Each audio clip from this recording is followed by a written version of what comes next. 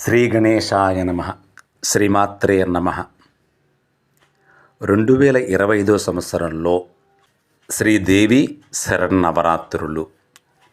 దేవి అనే పేరు పలికితేనే ఎంతో ఆనందం, ఎంతో ఆధ్యాత్మికమైన భావాన్ని మనలో పెంపొందించే శక్తిని ఇచ్చే తల్లి దేవి శరన్నవరాత్రులు.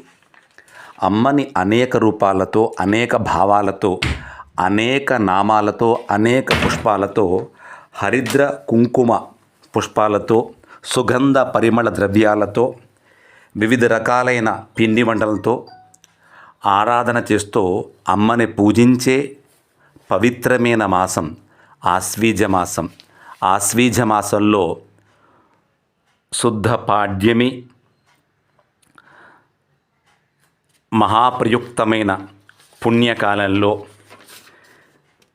శ్రీదేవి శరన్నవరాత్రి మహోత్సవము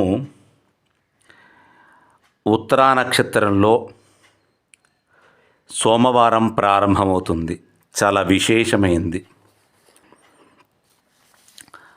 ఆ రోజు ఉత్తర పల్గుని నక్షత్రము అమ్మవారి యొక్క లక్ష్మీదేవి యొక్క నక్షత్రముగా పరిగణించబడుతూ ఉంటుంది.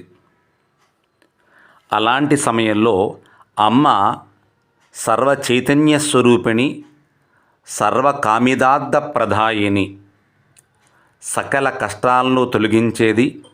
శ్రీ విద్యలో మొదటి అవతారమైన శ్రీ బాలా త్రిపుర సుందరీ దేవి అలంకారం చేస్తూ ఉంటారు. మొదటిని బాలా త్రిపుర సుందరిగా మన అమ్మవారిని పూజిస్తూ ఉంటాం.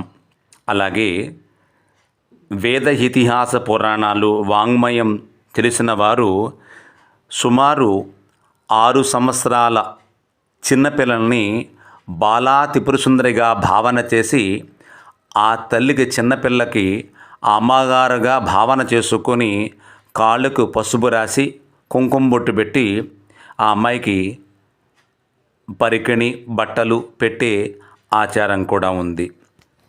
శ్రీ విద్య ఉపాసకులు శ్రీచక్ర నవావరణ అర్చన చేసేవారు మొదటి అవతారమైన శ్రీ బాలా త్రిపుర సుందరీ దేవిని విశేషముగా ఆరాధన చేస్తారు.